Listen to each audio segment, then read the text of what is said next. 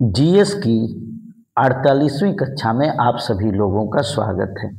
वर्तमान समय में बेटा जो आपसे जीएस पूछी जा रही है ना, वो कहाँ से पूछी दी जाएगी, कौन सा अंग पूछ दिया जाएगा, इसका कोई भरोसा नहीं है।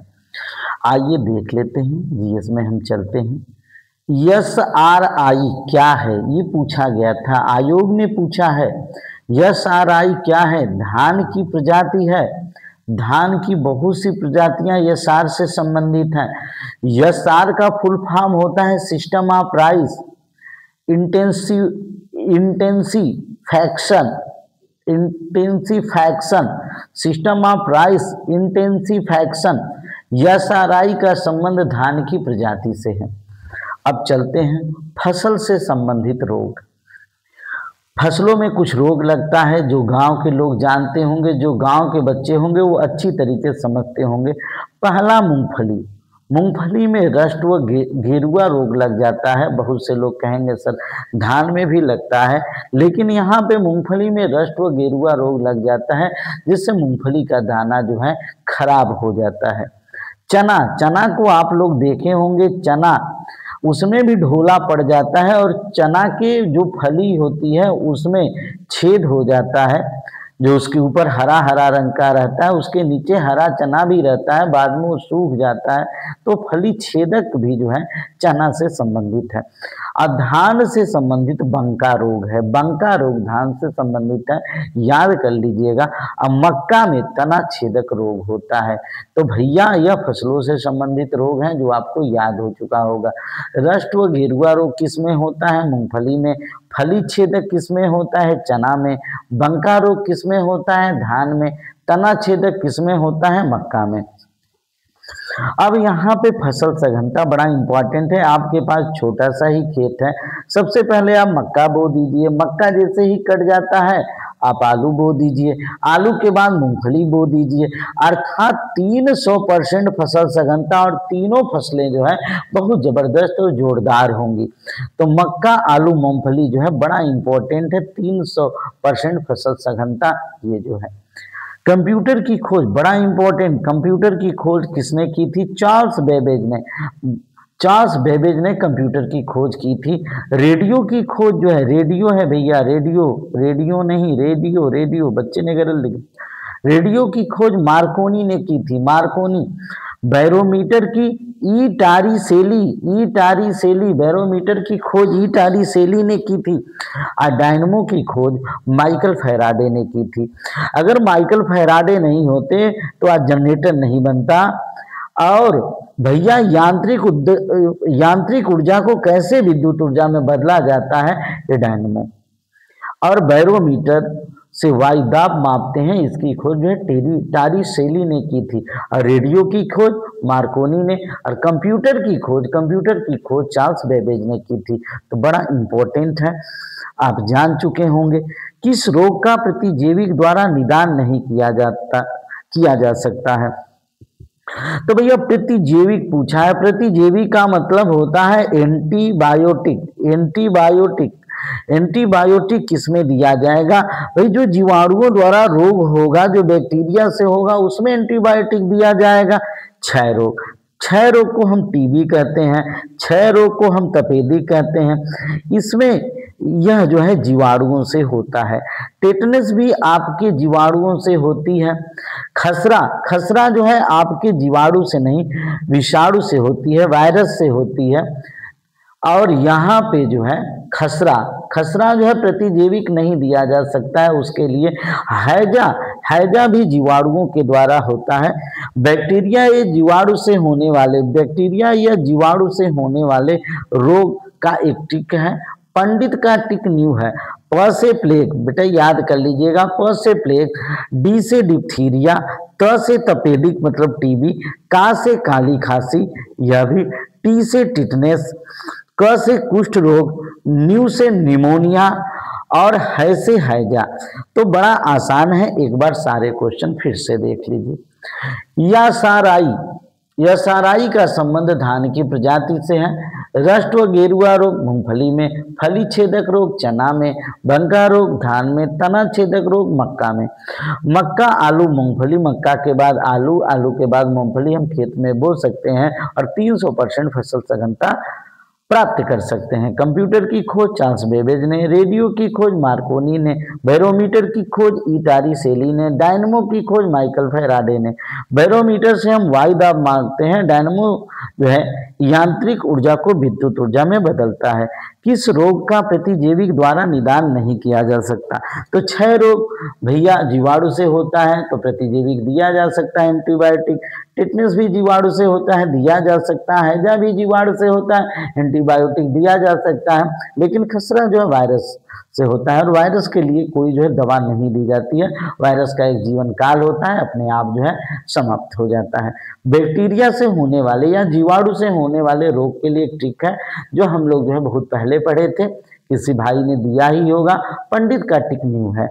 प से प्लेग, डी से डिप्थीरिया, त से तपेदिक, का से काली खांसी, टी से टिटनेस, क से कुष्ठ रोग, नी से निमोनिया, है से हैजा। तो ये बड़ा इंपॉर्टेंट है, ये आपको बताया गया। चलिए अब अगले प्रश्न की तरफ चलते हैं। संचार उपग्रह, संचार उपग्रह जिसके नाते जो है आपके मोबाइल तक हमारी वीडियो पहुंचती है, तो संचार उपग्रहों की देन है। यहाँ से जो भी तरंगे जाती हैं उन तरंगों को जो है संचार उपग्रह जो है मॉड्यूलेटर डिमॉड्यूलेटर के माध्यम से आप तक भेजता है। उसकी बाद में हम बात करेंगे। संचार उपग्रह जो है भू स्थिर उपग्रह है और बहिर्मंडल में और कुछ हिस्से भी संचार उपग्रह होते हैं जो आयन मंडल में भी स्थापित किए जाते हैं। तो बेटा बहिर्मंडल आयन मंडल दोनों में स्थापित किए जा सकते हैं और इनका परिक्रमण काल, संचार उपग्रह का परिक्रमण काल जो है पृथ्वी के परिभ्रमण काल के बराबर होता है। तब जो है भू सदृश, ठीक है, भू स्थिर बिल्कुल पृथ्वी के परिभ्रमण काल अर्थात 24 घंटे के बराबर होता है। 24 घंटे में ये भी पृथ्वी का एक चक्कर जो है पृथ्वी के घूमने के अनुसार ये भी पूरा कर लेते हैं। इस नाते संचार उपग्रह और मेन संचार उपग्रह जो है आपके बहिर्मंडल में स्थापित किया जा सकते हैं। सिलिकॉन और जर्मेनियम का तो जमाना है भैया। सिलिकॉन और जर्मेनियम अर्धचालक हैं और इनकी चालकता तापक्रम के साथ बढ़ती है। बहुत इंपॉर्टेंट है, चालकता तापक्रम के साथ बढ़ती है। जैसे टेम्परेचर बढ़ता है वैसे जो है चालकता बढ़ती है। अब चलिए, आज मैं पहली बार मैथ आप लोगों को सिखाने के लिए जा रहा हूं और मैथ को आप लोग देखिएगा कि मैथ जो है मैथ सिखाने के लिए जा रहा हूं और मैथ को देखिएगा कैसे है। बड़ा आसान है।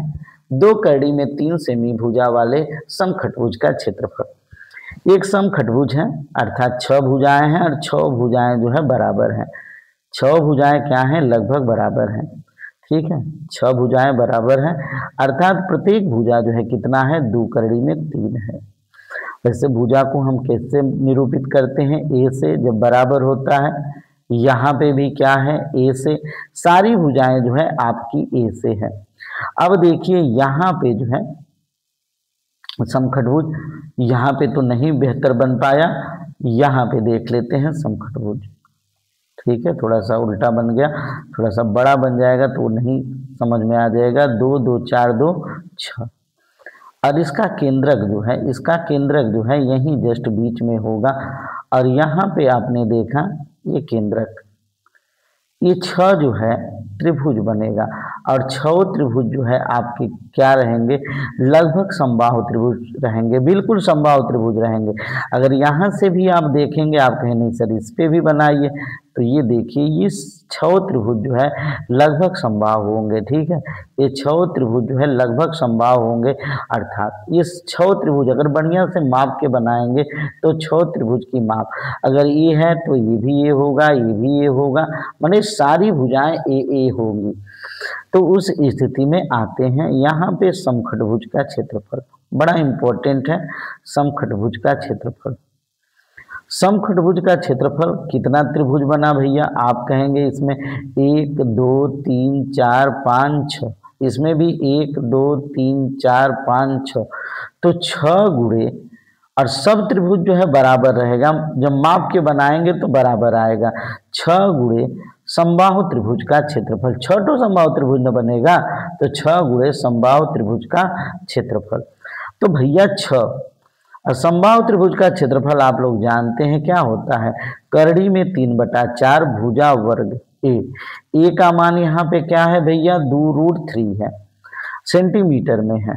तो आइए 6 गुणे √3/4 और ए का मान हम क्या रखेंगे भैया 2 करड़ी में 3 का होल वर्ग। तो भैया यहाँ पे हो जाएगा 6 गुणे √3/4 और यहाँ पे 2 का वर्ग करेंगे तो 4 होगा और √3 का वर्ग करेंगे तो √9 आएगा। √9 का वर्गमूल जो है 3 होगा, या करड़ी का वर्ग करने पे करड़ी फ्री हो जाती है। तो देखिए कितना आसान है, 4 4 से कट गया, 6 त्रिके 18, 18 करड़ी में 3। और त्रिभुज का क्षेत्रफल जो है वर्ग सेंटीमीटर में होता है, तो आंसर आपका कितना आ गया 18 करड़ी में 3 वर्ग सेंटीमीटर, इसका आंसर आ गया। तो एक बार फिर देख लीजिए, 2 करड़ी में 3 सेमी भुजा वाले समखटभुज का क्षेत्रफल। समखटभुज सभी भुजाएं बराबर हैं, ए और यहाँ पे बीच में एक केंद्रक है, उस केंद्रक से अगर मिलाएंगे तो उससे 6 त्रिभुजों का जो है समखटभुज में 6 त्रिभुजों का निर्माण होगा और 6 त्रिभुज समबाहु होंगे। इस नाते समखटभुज का क्षेत्रफल 6 गुणे समबाहु त्रिभुज का क्षेत्रफल। समबाहु त्रिभुज का क्षेत्रफल हर तैयारी करने वाले लड़के को मालूम है, करड़ी में 3/4 ए स्क्वायर, 6 गुणे करड़ी में 3/4 ए स्क्वायर और ए का मान जो है कितना है 2 करड़ी में 3 सेंटीमीटर। तो 2 करड़ी में 3 सेंटीमीटर का वर्ग करेंगे तो भैया हम इसको वही उतार दिए, इसको वही उतार दिए, 2 का वर्ग 4 हुआ, √3 का जो है वर्ग जो है क्या हो जाएगा, रूट हट जाएगा, रूट नहीं हटाते हैं तो √9 होगा, √9 का वर्गमूल 3 होगा, 4 4 से कट गया, 18 करड़ी में 3 वर्ग सेंटीमीटर। तो मुझे उम्मीद है कि आपको ये सवाल समझ में आया होगा। अब आते हैं विश्व प्रेस स्वतंत्रता सूचकांक 2025 में भारत।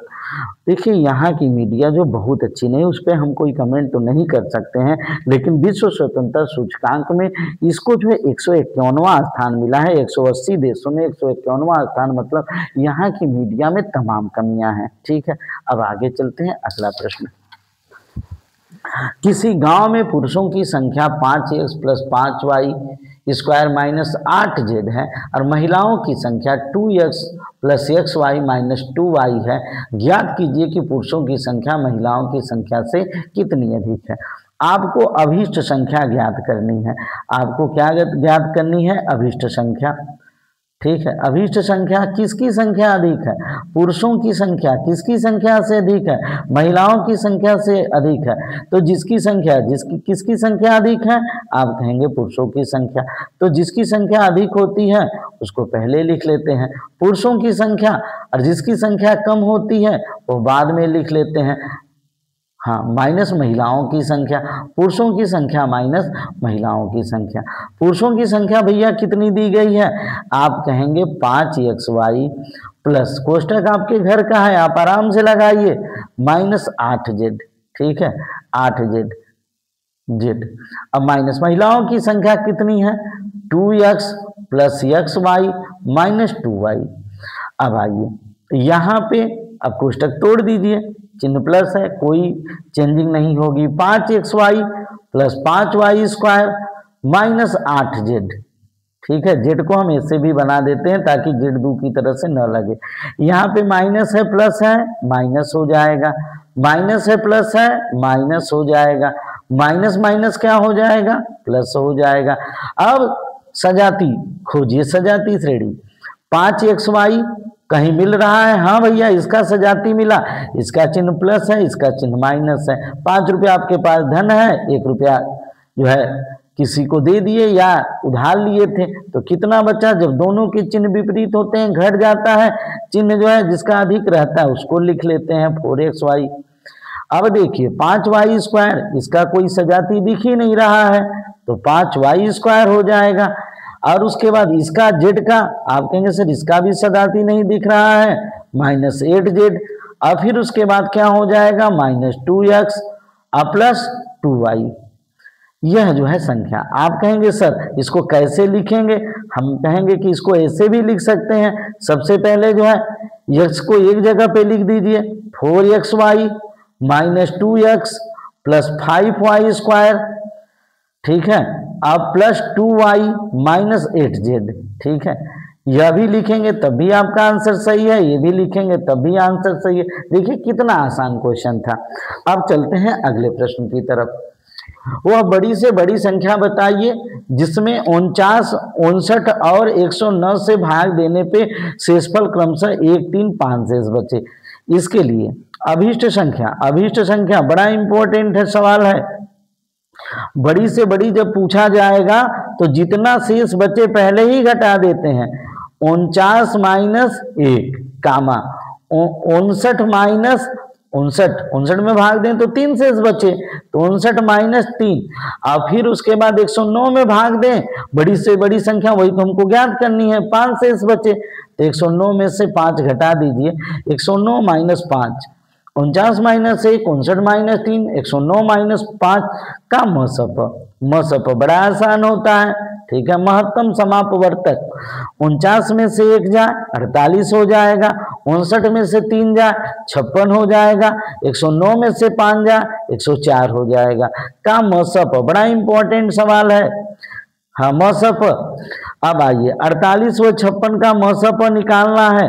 सबसे पहले 48 व 56 का मसप, 48 व 56 का मसप निकालना है, बड़ा आसान है, भाग विधि से निकाल रहे हैं। 48, 56, 48 की बात 56 में एक बार 48 हुआ, घटा देंगे, 16 में से 8 जाए 8, यहाँ तो कोई बचा ही नहीं, 4 में से 4 जाए 0, 0 को मत लिखिए। अब 8 का पहाड़ा जो है 48 में पढ़िए, 8 छक्के 48, ये कितना हो गया 0। तो भैया यहाँ पे इन दोनों का मसप कितना आ गया 8।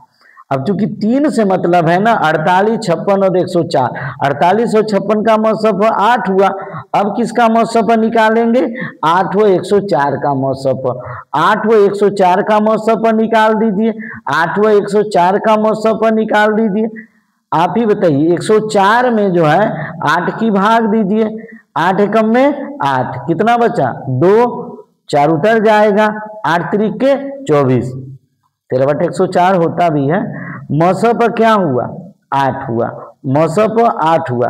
तो अभीष्ट संख्या क्या हो जाएगी, वो अभीष्ट संख्या जो है 8 होगी।